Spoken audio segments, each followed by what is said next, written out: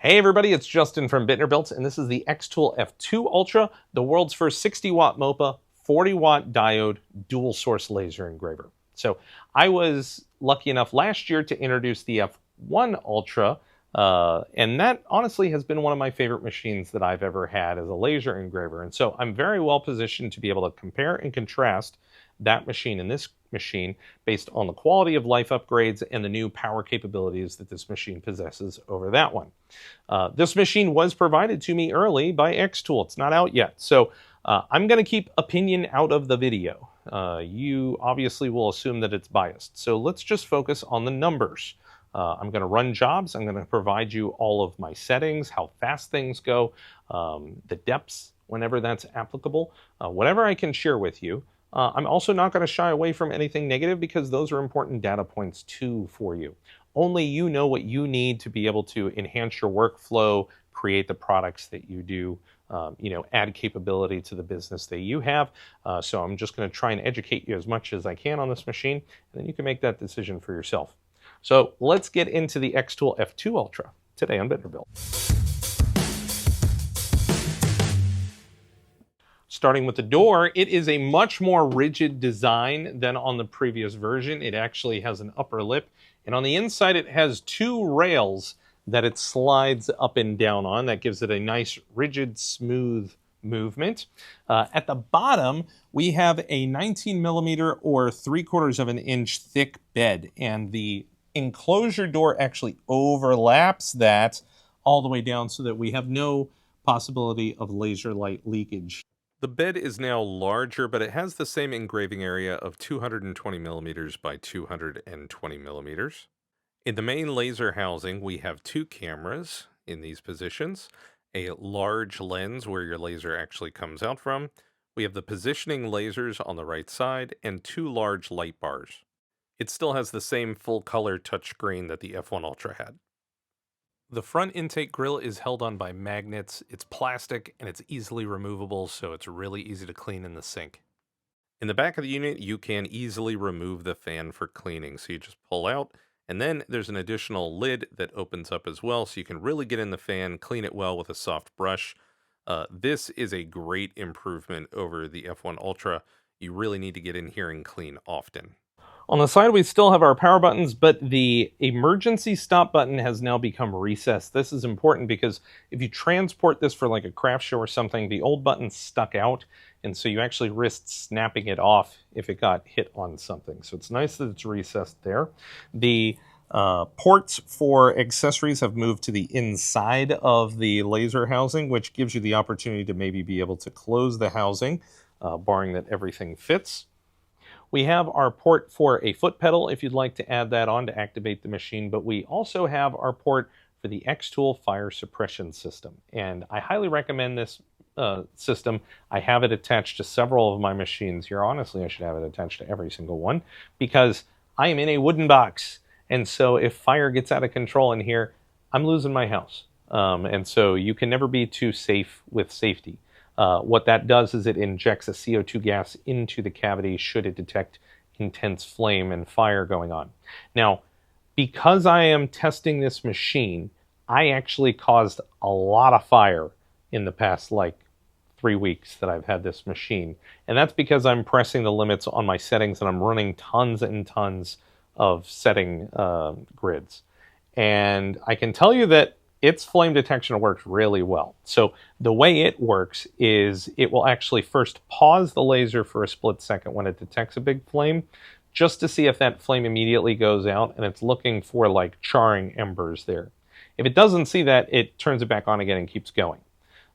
If it then detects it again really soon, it then sets off an alarm, the laser turns off, it notifies me on my computer and the screen right here that, large flame detected, and you can either, confirm or you can tell it to keep going. But even if you tell it to keep going, if it sees it again, it's just going to keep happening. So an annoyance when I'm trying to test the machine, but a great benefit when you're using this machine and you want to be safe with it. You obviously don't want to destroy your machine or even worse, burn down the building that you're in.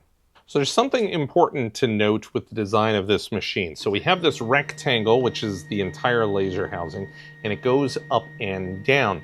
Now notice there is this large rectangle around here. There's a sticker in the front here warning you not to place anything on the top of your machine, because honestly, in this little crevice right here, if you had material get stuck down in here, it could prevent this from going up and down, or it could even harm the motors that are lifting the machine up and down, particularly if it happened here in the back. So make sure that you are not putting anything on top of the machine.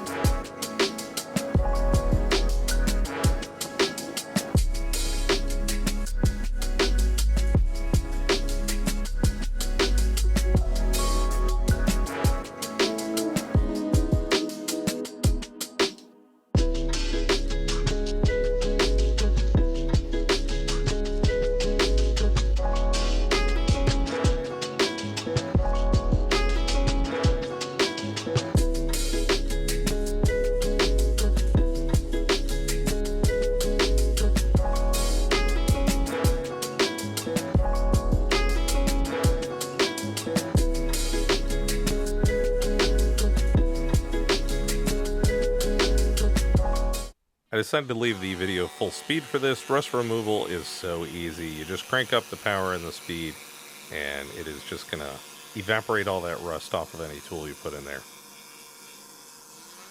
Whenever I'm testing a laser that has a camera system, I always do my matchstick test. I place the matchsticks all over the bed, and I place a very small typed word "high" on every single one of these, and then hit engrave. And the goal here is to see if we have full accurate coverage of the bed, and we definitely do. Every single one of these matchsticks were engraved correctly, so I consider that a pass. Next, we're going to test out the material conveyor, and this is something that was present in the F1 Ultra. When I did my initial review of the F1 Ultra back when it was released, it would skip certain items if it didn't have 100% confidence that it was going to be accurate in what it was doing. So that was a positive in that it's not going to ruin your material, but a negative in that you expect everything to go through to complete. So they have said that this is now 200% more accurate. So what we're going to do is we're going to send through a whole bunch of circles first, see if it just engraves everything. And then we're going to send through some hearts placed in different directions. Obviously, that heart has a right side up. And so we're going to see if it realizes what that is, engraves them all correctly, and see if it skips anything.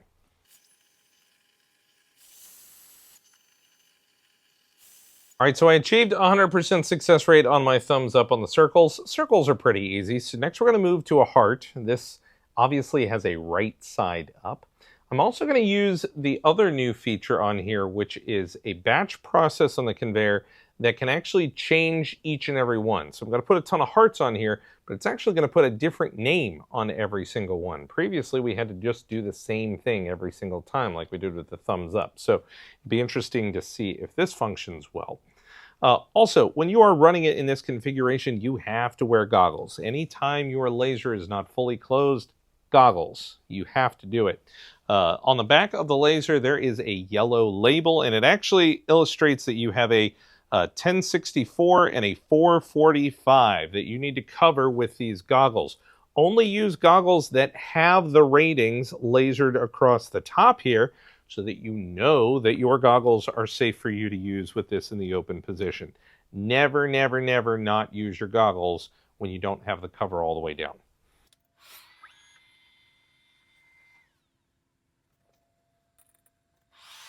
All right, so interesting thing. I only put 2, 4, 6, 7 people's names on my list, and so it engraved those 7 people's names, and it did it in the correct orientation, but it didn't keep going. It's not like it's going to continuously loop these like I thought it might. So it stopped after it did these. If you want it to continuously loop these, just copy and paste them in your list and make your list very long, however many you want these to make, of course. This is a pretty cool thing for, like when you go to those gift shops and you have different things and it has people's names on it. This would automate that process. So there is definitely a use case that just came to mind on why you'd want to have a whole bunch of different names popping out of here. You can also do this with images too. So inside that Excel spreadsheet, you can drop different images and it will change the image on each thing that it's engraving. I'm going to go ahead and reset this. Let's put it back to the other version. I want to see if we can get through 100 of these hearts, making sure that we're in the correct orientation without any skips.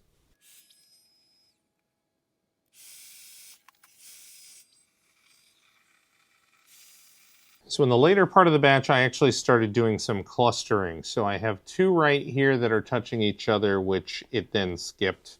I did a grouping of 5, it did 3, it skipped 3 here. It still did these 2, it did these 2, it did these 2. This grouping of 5, it did 4 out of the 5, it just skipped this one. This one is all by itself and it's not clustered with anything else. So I'm actually surprised that it did skip this one. So skipping still is occurring.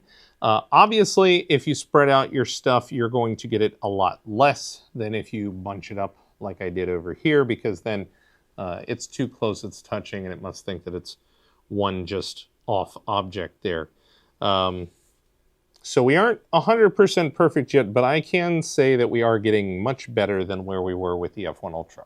Something to note about the conveyor is that you have to screw down this bracket in the front. And when this bracket's here, you cannot close the lid all of the way. So unfortunately, you can't leave this here all the time.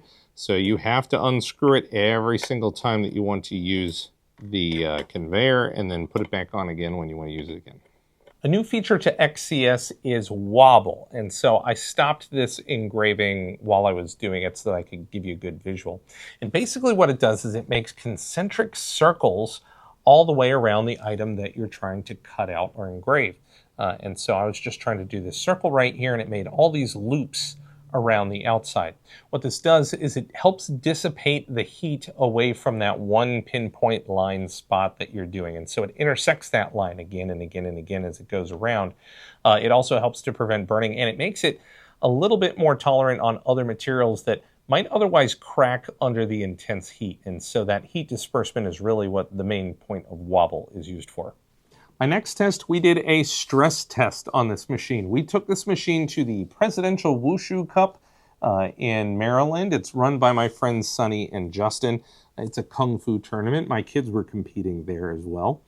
And what we did was we brought the F2 Ultra, we set up a table, and the event is a nonprofit, so they were selling raffle tickets for $5. And if you bought a raffle ticket as a thank you, we donated engraving one of your medals with the event and score on it. And so we did hundreds of these. Through those hundreds of engravings, we did not mess up, or the laser did not mess up, should I say, on any of those engravings. It was consistent throughout. It was getting a very small area on the metal because we really didn't have any good spot to engrave on here, so we kind of did it in between the wings. And we weren't going for super deep, we were going for speed. So it took less than a second to engrave. It took more time for my wife to actually enter it into the computer. And my wife actually did 100% of this. I was on a different machine doing something else. So somebody who's never used a laser before, it took me about 5 minutes to show her, hey, here's how you edit the file, here's the process, hit go, and you're done. And so she did a phenomenal job. She did everything. Kudos to my wife. One thing that I want to tell you about, though, is we figured out a really nice process to use during this because we're going through so many people all day. And one of the things that you worry about is that you mess up, right? So what we did was we had the touch screen out here in front of the customer. So they would hand my wife a piece of paper. She would enter in all the data, and then she would send it to the touch screen and said, can you please check it over on the touch screen? And if everything's correct, hit the green button. So when they hit the green button, it would run. What that did was, one, ensure that everything was correct. And number two, If it was wrong, it's not our fault, it's their fault. They were supposed to check it because, we couldn't get another metal after that. And it actually happened, 1 or 2 times. But again, people understood that you needed to check it first. So overall, the test, it did great. It was super fast. We were able to get through everybody that we possibly could at this event. In all honesty, because there were literally over 1,000 people at this event, we could have probably used 2 lasers. Not because the laser couldn't keep up, but because the time at the computer. The laser was the really fast part of the process, which was really great. So this performed really, really well at a live event. Deep metal embossing and cutting is where we're going to see the biggest data set numbers in difference between the F1 Ultra and the F2 Ultra. When I reviewed the F1 Ultra, I did this lion coin, and it took a very long time to remove very little material. And so I have all the settings for the F1 Ultra up on the screen for this particular one right now. And then I did a coin on the F2 Ultra. And so this is a incredibly deep engraving in comparison to that one. It almost goes all the way through the coin. There is an incredible amount of detail on it. It really has a lot of depth. And in fact, this did it in a fraction of the time compared to the other one. So we're removing more material faster than the other one could possibly do. So that's really where we're going to see this big increase here. Now, when I did this coin, it was very black when I finished. So I did a cleanup pass with the laser. I have the settings for that up on the screen right now. And then I actually buffed it with a wire brush on my Dremel. So it just hit it with the wire and it made it a lot shinier and looking pretty nice. You can also add certain chemicals to kind of give these things patinas and different aged looks, but I like how it looks right now. Now, we didn't go through the coin on that one, but we did on the next one. And so what I wanted to do was fully cut through this coin to get a brass pendant. And so we have a nice embossed dragon right here. It cut all the way through. In fact, it actually cut so far through that I actually cut about 1/4 of an inch on my plate here. But hey, that's what this is for. It is to protect the other plate down below. So, hey, as we get our settings even better, that won't happen again. But I was impressed with the ability to get all the way through here. Again, once I was finished with this one was pretty black, so I did some cleanup passes, and then, of course, I also hit it with the Dremel buffer wheel as well. The data sets from these are really what is showing the increase in power on the F2 Ultra.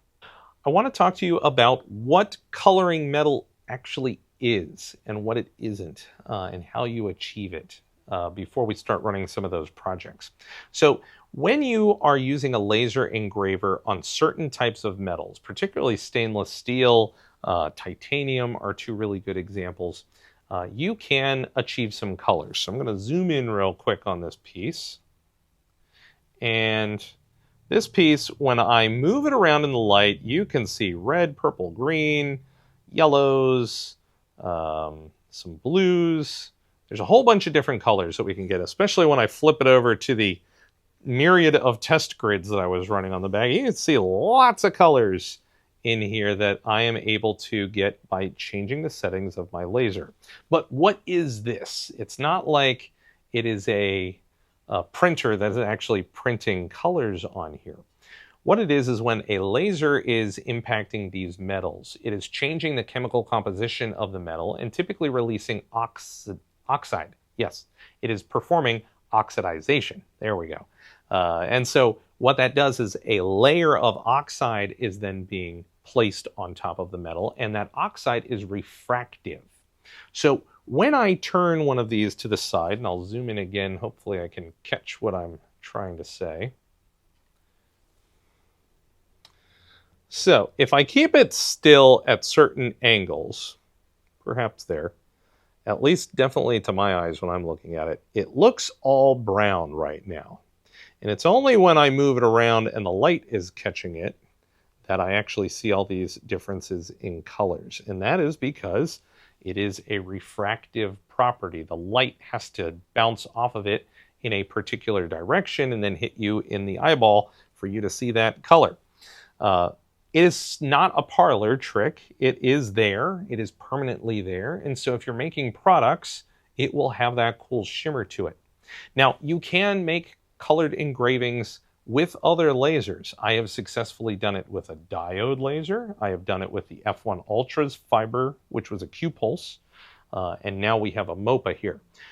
What's the difference though? And like this was from my F1 Ultra unveiling video. So I did this colored butterfly. I was able to mainly achieve some blue and some red with a little bit of a different hue variation in there. So when I'm achieving this with those other types of lasers, it's actually a very rough estimation. And I've actually had companies that were impressed that I was able to do it with the diode. They were like, wow, like it's really hard to find that exact one little itty bitty setting. If you move it even just a little bit, you're not colored anymore. So what a MOPA does is it actually gives you more finer control over your laser. You now have control over pulse and frequency. And so first you dial in your speed and power, and then you're changing those around to, really turn that dial very gently to be able to uncover these colors. A lot of these colors are in a very tight grouping of settings, and so you need very fine movements in the control over the laser to accomplish these other colors. Now, unfortunately for me, xTool, when they gave us early people who were reviewing this, they didn't have any material settings out yet. So every single thing I have been doing, I have been test grid, test grid, test grid, test grid, test grid, the proper way. But it is one of the benefits of the xTool XCS software that they have a material library in there. So you can go in and see a roundabout setting. It's never always 100% accurate, but it's at least putting you in the ballpark, so then you can tweak from that point to then find the most accurate settings from there. So that stuff will be available for you. You will be able to get better results than I was able to do because you will have some more finer detailed points to go off of, but I still was able to accomplish some good colors definitely on this stuff. And we're going to go ahead and make a couple projects here and see how it turns out. So here we are inside XCS, and I have placed a custom-made little graphic design here. And for this particular one, I made sure that I did it through AI. I told it to make it with 5 different colors. That way we could separate this kind of easily. For this engraving, since it's still a picture, we're not seeing any of the new fun settings over here. So I just have a square, and you can see that we have pulse and we have frequency. For titanium, pulse width of 2 and frequency of 1950 is helping me result in some good colors here, as well as line per centimeter of 5,000. The variation in colors that I'm getting comes from a power level of 35% and really just changing the speed of the engraving. So what I'm going to do is first I'm going to update my material behind us. I have a piece of titanium that I've used on another project with my Bitterbuilt logo there. I'm going to put this down here. I'm going to go up to the top and I'm going to hit color separation. And so this in one action is going to break up my image into multiple layers over here. And so we can hide these layers, and you'll notice certain colors disappear when we hide these layers. That made the process of adding color to this very complicated item right here a lot easier.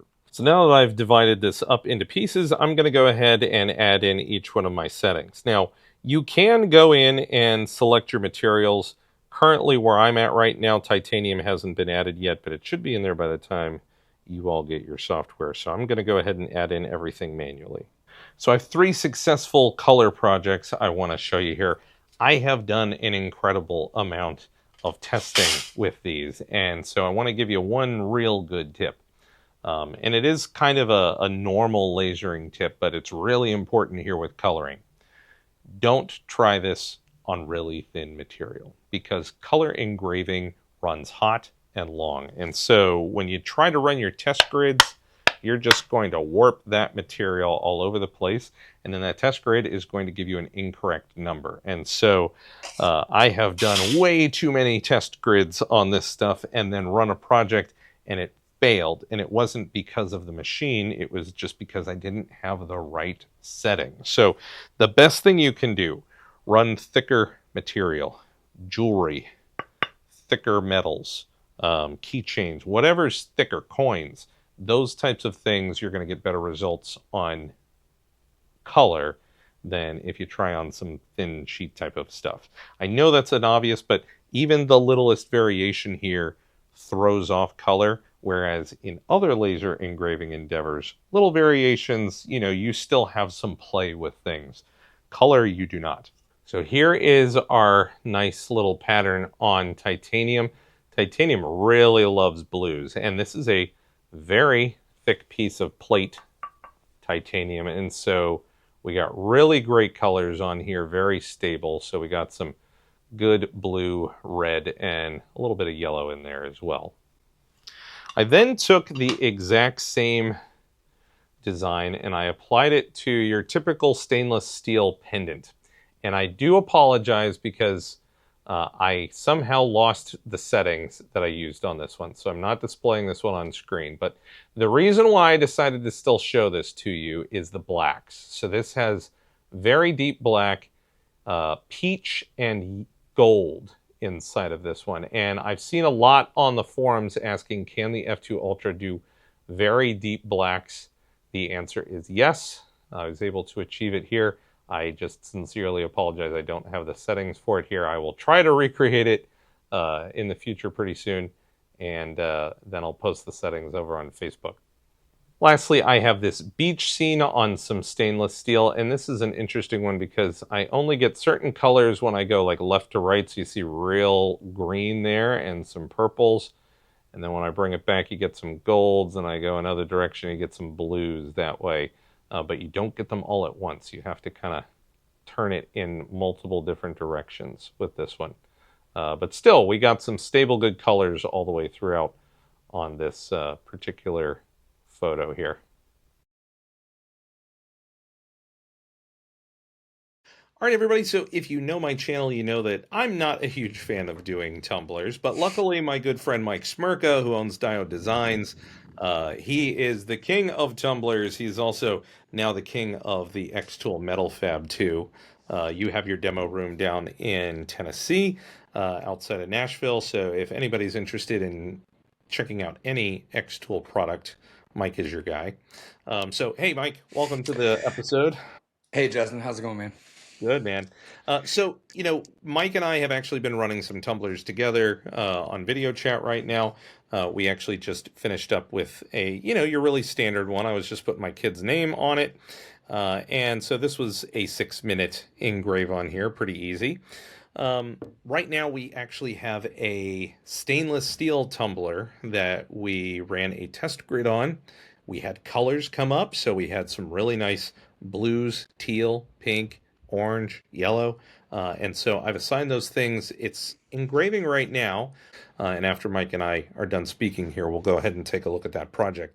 Mike, number one, what do you feel the F2 Ultra is going to bring to the table from a rotary perspective? Obviously, you can see behind Mike, he has tons of lasers, a little bit of everything. When do you choose to use your F1 Ultra? And also, Mike purchased an F2 Ultra, so that should be coming in a few days. It actually arrives Wednesday. I'm really excited about that. I was in one of the first 200 people, so I jumped on that right away. So one of the big things, like if I'm doing tumblers, if I'm doing like a vector or like a logo or something, I tend to stick with my P2s because I get a nice clean engraving with the CO2 laser.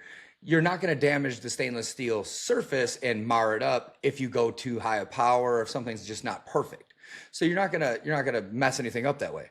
But with that, you also, with that larger dot size, that F1 Ultra has that really small dot size. So when I'm doing like photo engraving where I need really high detail and small dots where I run the high resolution pictures, then I tend to use my F1 Ultras for that. So that's one of the biggest things that I'm excited for with the F2.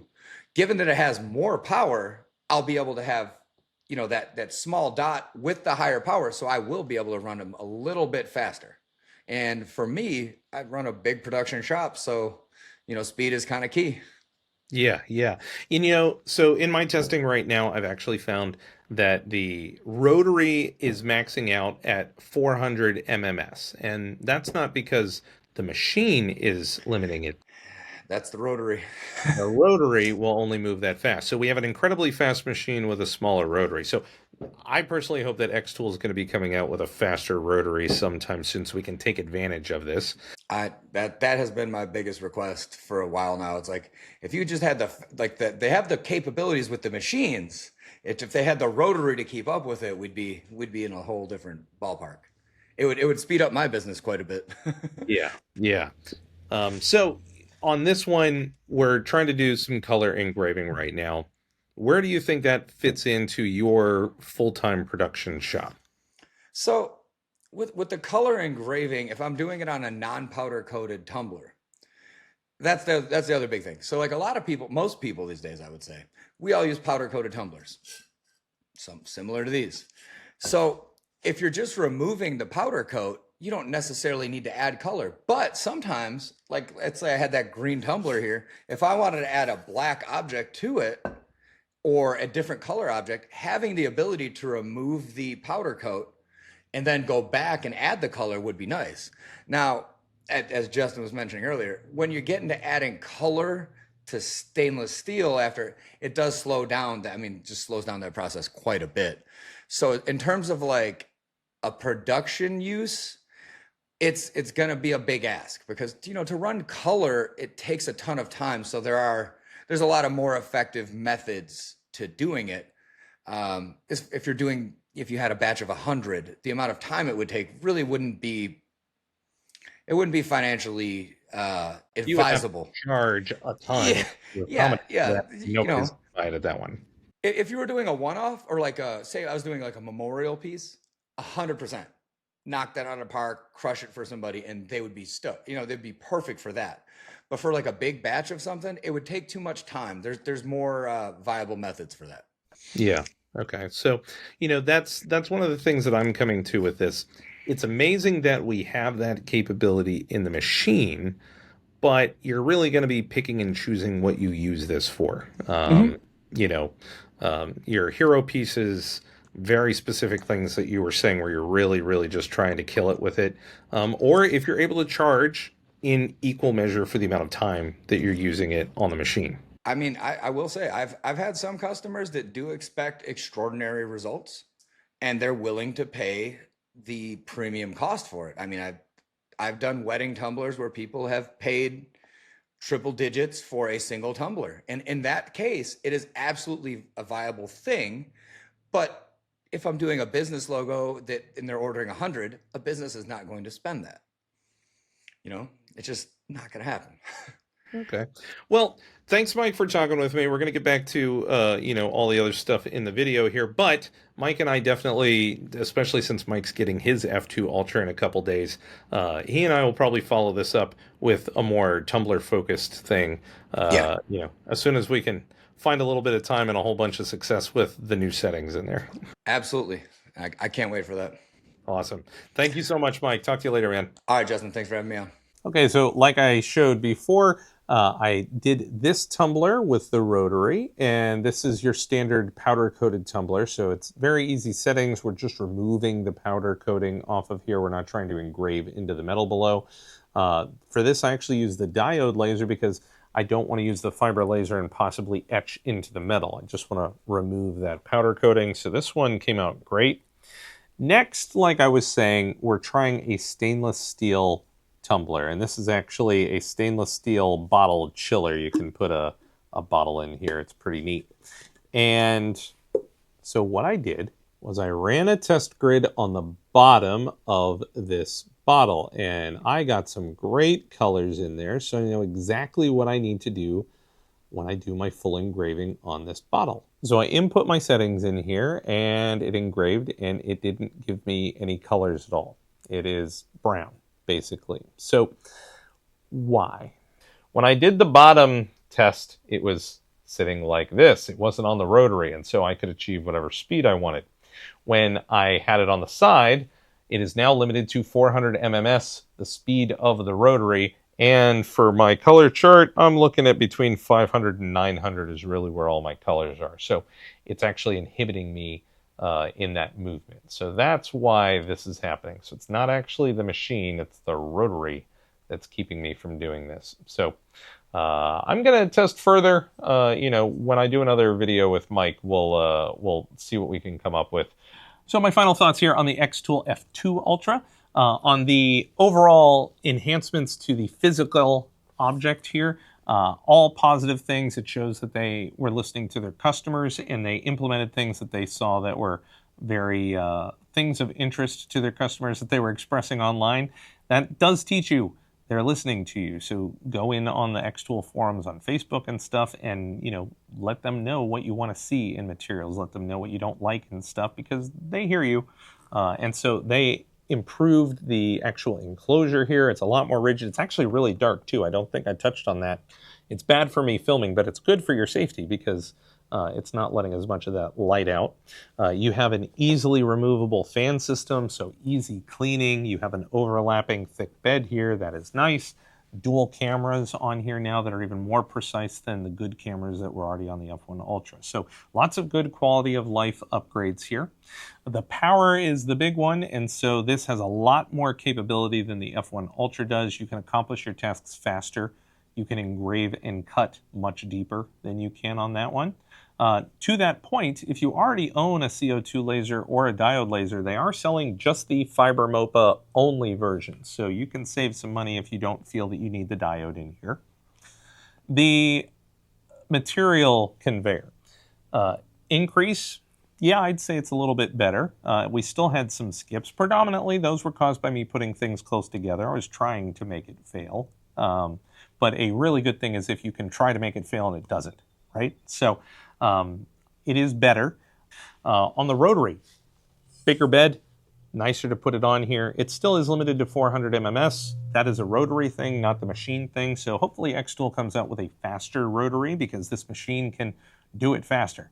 So we all want to do everything faster. We need an accessory that can keep up with the machine. So hopefully we see that sometime soon. The color engraving. Color is cool. Color takes a long time. Go back and check my numbers on here. When you do a color engraving, it's not 5 minutes. So bear that in mind. See if that works into your workflow. What's really the main part there is that it's a MOPA. And the MOPA gives you more precise dialing in of your settings for everything you do, not just color. So that is the bigger benefit here, is that whatever you're doing, you can dial things in better. And of course, that also means you can do color on metals too. For me, a really big important thing that really rammed home for me during testing of this was the XCS software from xTool. And that's really why, if you go and I have a lot of laser review videos, a big majority of my stuff is xTool. And that's because I really, really like the software paired with good hardware.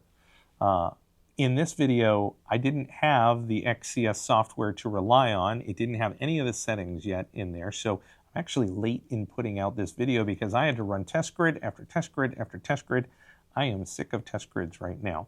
But you won't have that problem because inside the XCS software, you have a very full library of material settings, and it only ever expands even further. So once that's upgraded, I will be very excited to do more tests on this machine because I'll have some setting references that I can relate over to. We also added Wobble in on this as well, so that will help with heat dissipation when you're doing some cutting out processes, so that's pretty cool too. So there's a lot of things to consider if this is something for you or for not. Obviously, you need to consider the form factor too. This is still considered a smaller laser engraver bed, but in the world of fiber lasers, this is a pretty decent sized big fiber laser bed. So it's all in what you're doing and how you need to approach things. If you are interested in this machine, I do have an affiliate link down below. If I earned your click on that, I do get a little bit of a commission from the company, so I always appreciate that. Otherwise, I hope you'll check out some of my other laser engraver videos on the channel. And as always, stay safe in the shop. I'll see you in the next one.